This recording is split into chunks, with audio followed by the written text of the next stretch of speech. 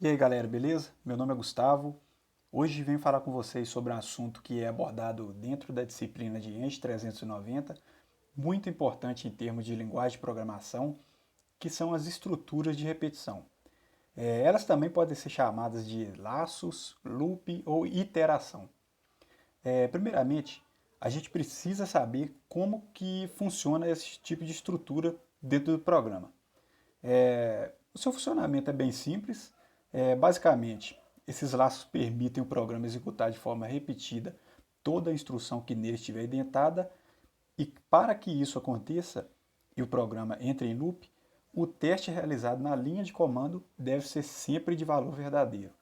E caso contrário, o programa, identificando o valor falso na linha de comando, irá realizar as tarefas seguintes sem entrar no laço. Só lembrando que essas instruções que podem ser atribuídas a esses laços podem ser de caráter de atribuição de uma nova variável, avaliações condicionais, o if, o else, já visto na disciplina, e também aplicações de conceitos matemáticos, fórmula, coisa e tal. Vamos ver no exemplo agora como essa estrutura é aplicada na prática.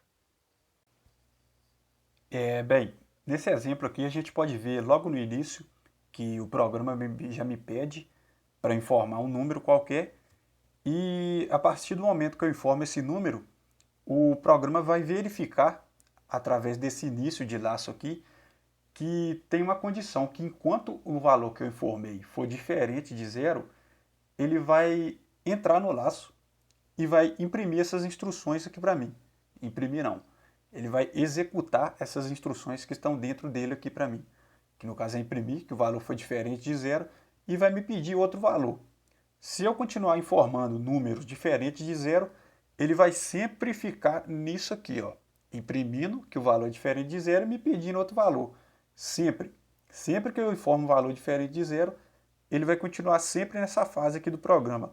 A partir do momento que eu informo um valor zero, tanto no começo do programa quanto o programa já estiver no laço, o meu programa ele vai deixar de executar essas tarefas aqui presentes no comando, identadas no comando, e vai executar essas outras tarefas que estão abaixo dele aqui, ó, que no caso é imprimir, que foi o fim do laço, e o número informado foi igual a zero. Basicamente, o laço funciona assim. São testes que são realizados nesse comando, em que toda vez que esse teste for verdade, ele vai executar tudo que estiver identado dentro dele. A gente vai ver alguns comandos que permitem criar essa estrutura de repetição. Um deles vocês já estão até vendo aqui, que é o while, mas a gente vai comentar mais para frente sobre eles. Os comandos que a gente vai ver hoje para criar esse tipo de estrutura de repetição serão o while, que a gente viu um pouquinho como funciona aí no exemplo anterior, mas eu vou explicar direitinho mais para frente como funciona de verdade, e o comando for. Ambos têm basicamente o mesmo princípio de funcionamento, mas eles se diferem no quanto à sua estrutura. A gente vai ver como cada um funciona aqui para frente, e vamos começar agora pelo comando while. Começando aqui pelo comando while, a gente pode perceber que sua estrutura é bem simples. Basicamente, tudo que está aqui dentro dos parênteses é avaliado como verdadeiro ou falso. Ou seja, enquanto tudo isso aqui que estiver dentro dos parênteses for verdadeiro, o loop será executado. Identado ao while aqui, a gente vê as suas instruções. Assim como no comando if, que já foi visto na disciplina, tudo isso aqui que está identado ao comando, se caso o seu teste for verdadeiro, será executado. Após o while ser executado pela primeira vez, ele volta ao início do comando com a função de realizar um novo teste. Se caso esse teste for verdadeiro novamente, o while é novamente executado. Ou seja, as suas instruções novamente serão executadas dentro do programa. E assim, o comando vai funcionando até que esse teste uma hora dê falso. E quando isso acontece, esse laço é desfeito, ou seja, as instruções presentes dentro do laço não serão mais executadas e o programa vai pular e realizar as tarefas a seguinte do programa. Beleza? Vamos ver aqui num exemplo como isso funciona na prática. Este é um exemplo típico para ilustrar o funcionamento do comando while e sua principal função é contar os valores até um determinado ponto. Logo quando a gente avalia as condições para que o programa entre no laço, a gente vê que ele será sempre executado quando o valor da minha variável contador for igual ou menor a 10. Como no início do programa eu já tinha declarado a variável contador como já definida em um valor que no caso é o zero, o laço automaticamente irá iniciar as instruções identadas dentro dele. Nesse caso, eu pedi para que o programa primeiro imprima o valor da minha variável. E depois, assim que ele imprimir, ele pega o valor dessa variável e soma com mais um. Quando eu faço essa soma, a minha variável assume um novo valor. Antes, ela estava definida como zero, como eu havia dito.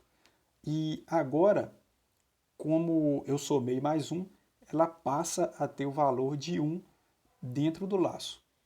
Com a variável contador assumindo esse novo valor, ela é levada novamente para a linha de comando while para que seja feita o teste em cima dela. E como o resultado é verdadeiro, pois 1 é menor do que 10, o loop é executado novamente e as instruções de imprimir e de atribuir mais 1 ao seu valor são executadas novamente. Desse modo fica claro que, para a gente entender, que cada vez que essa variável vai passando por esse laço, ela assume mais 1 ao seu valor. Mas a gente tem que se perguntar quando é que esse laço será interrompido. Vamos ver aqui quando essa variável atingir o valor de 10. Na linha do while, quando esse valor for 10, será realizado o teste e como 10 é igual a 10, o resultado é verdadeiro, o resultado do teste é verdadeiro, portanto as instruções são executadas normalmente. Mas quando mais 1 é atribuído a essa variável valendo 10, ela agora passa a valer 11. E quando ela é levada para fazer o teste, verifica-se que 11 não é menor ou igual a 10. Portanto, o laço é interrompido e o programa executa as tarefas seguintes após o laço, que no caso é simplesmente imprimir a palavra fim. Vamos executar ele aqui, só para vocês verem como acontece.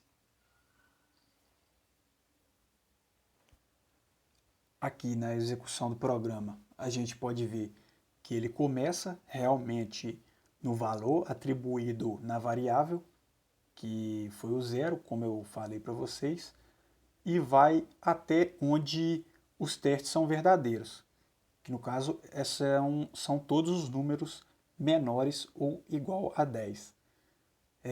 A gente pode até trocar aqui, por exemplo, pode colocar no valor desse contador aqui em cima, aqui na variável, por exemplo, de menos 10, e ao executar o programa, a gente vai ver que ele vai de menos 10 até o 10, beleza?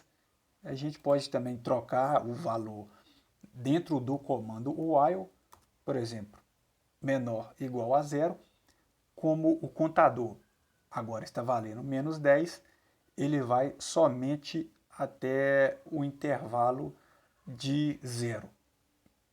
Como a gente pode ver aqui, menos 10 e até zero. A partir disso, o laço não roda mais e o programa sai fora da estrutura e imprime a mensagem de fim.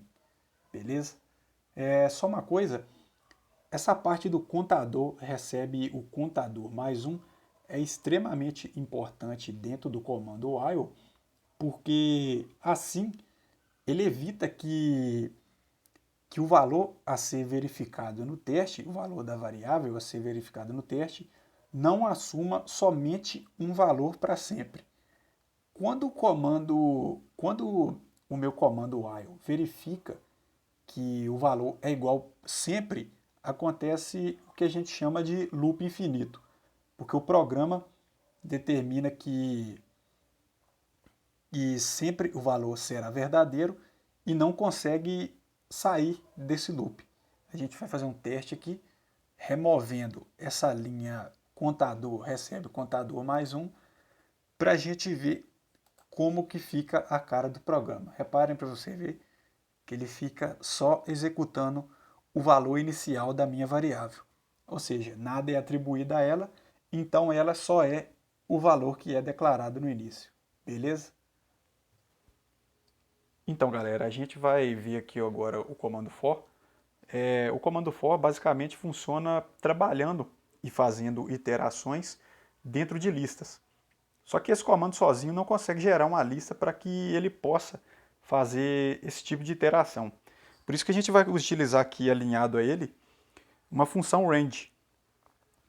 Essa função permite criar uma lista aritmética. E dentro dessa lista aritmética é que o for vai trabalhar fazendo iterações.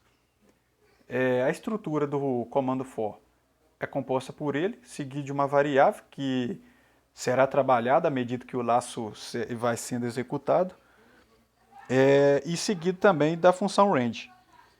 Dentro dessa função range existem 3 parâmetros e identados a isso tudo, a gente tem as instruções que são executadas à medida que o laço vai sendo passado. Falando um pouquinho aqui sobre esses 3 parâmetros.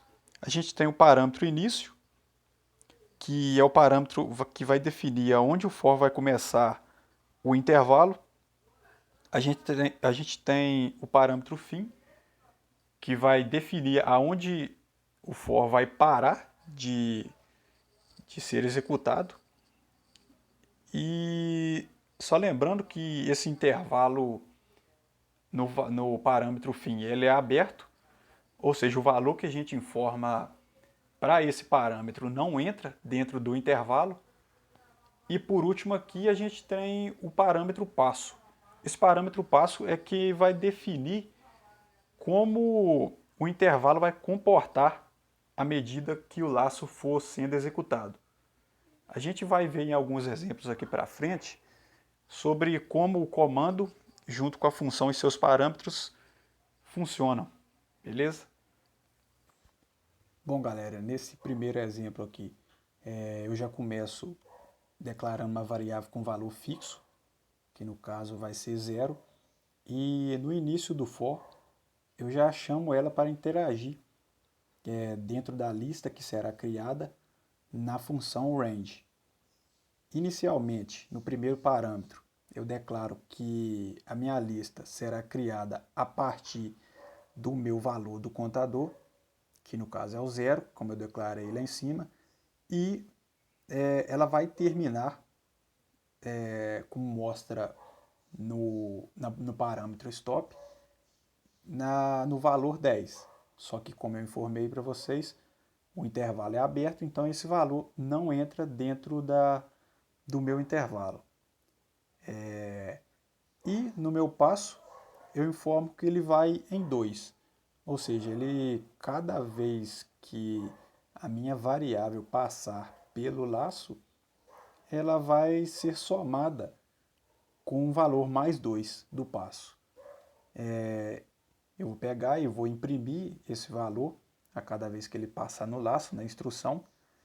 E quando o intervalo terminar, eu vou dar a mensagem de fim na tela. Vou rodar o programa aqui para vocês verem como fica.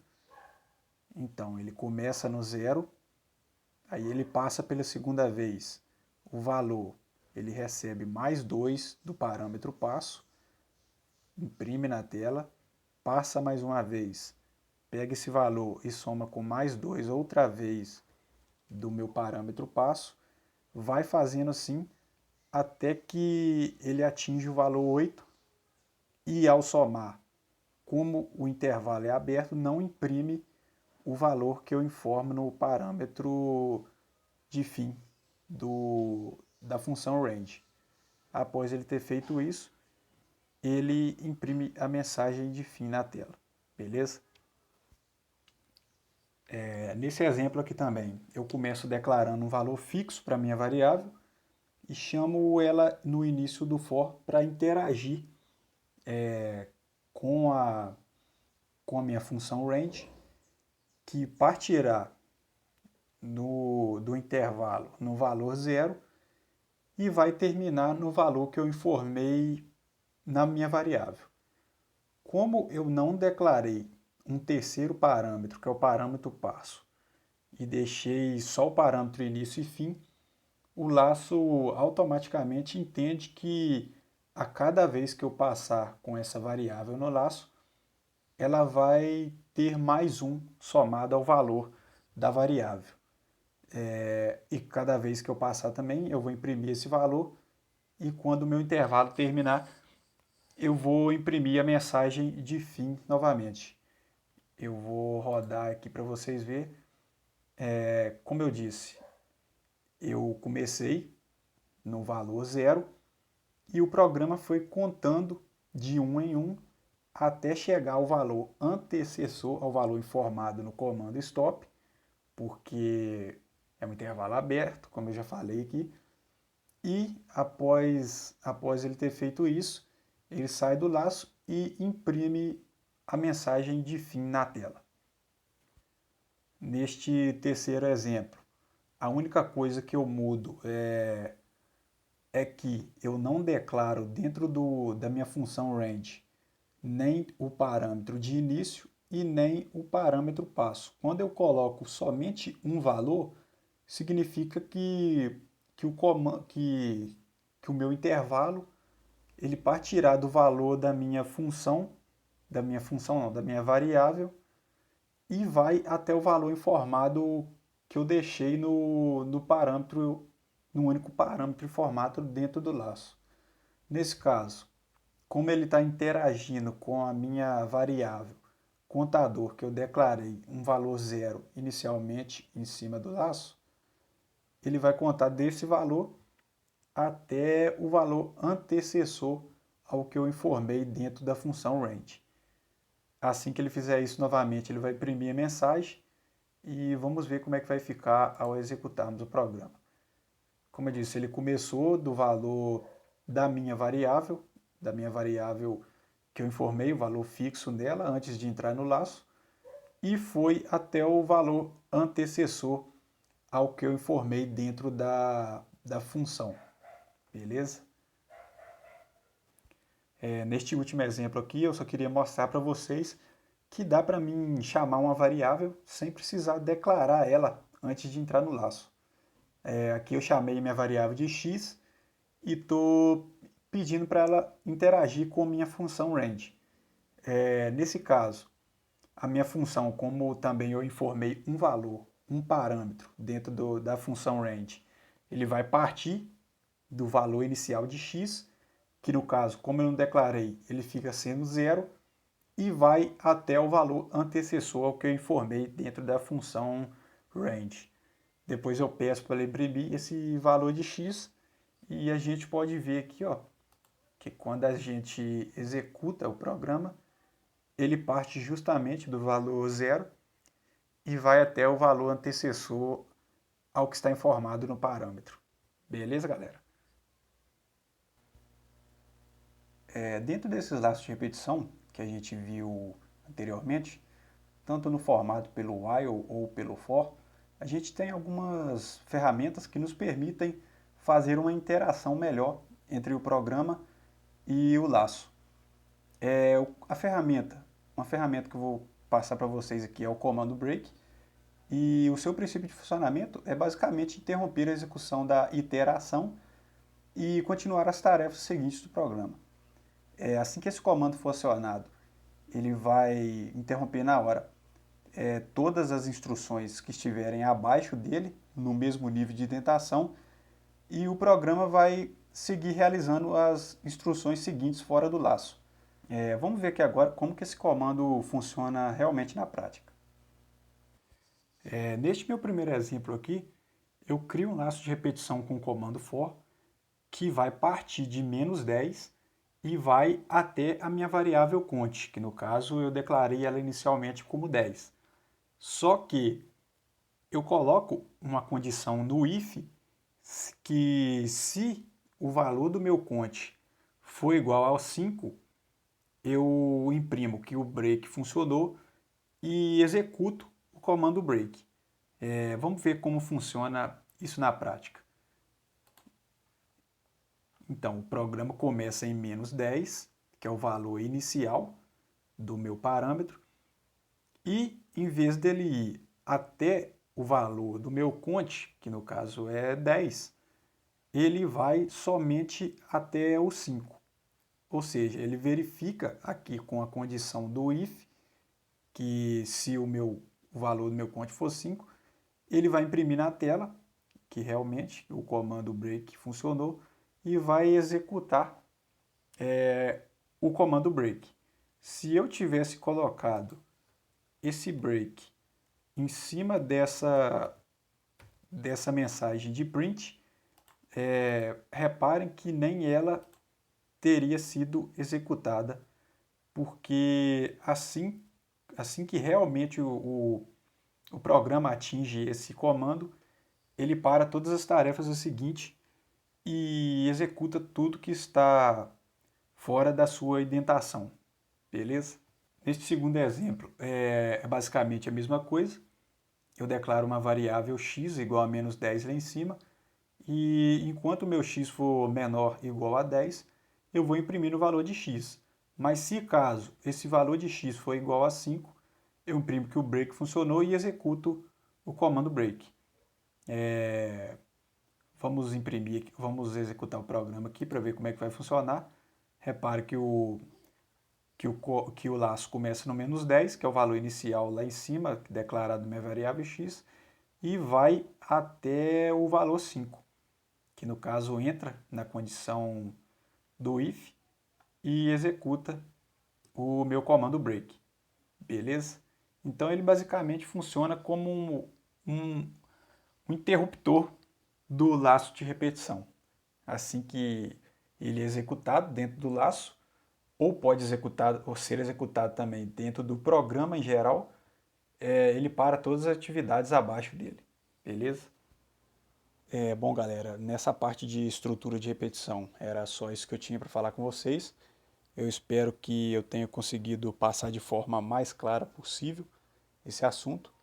E se eventualmente surgir alguma dúvida, vocês podem deixar aqui nos comentários que a gente vai responder o mais rápido possível.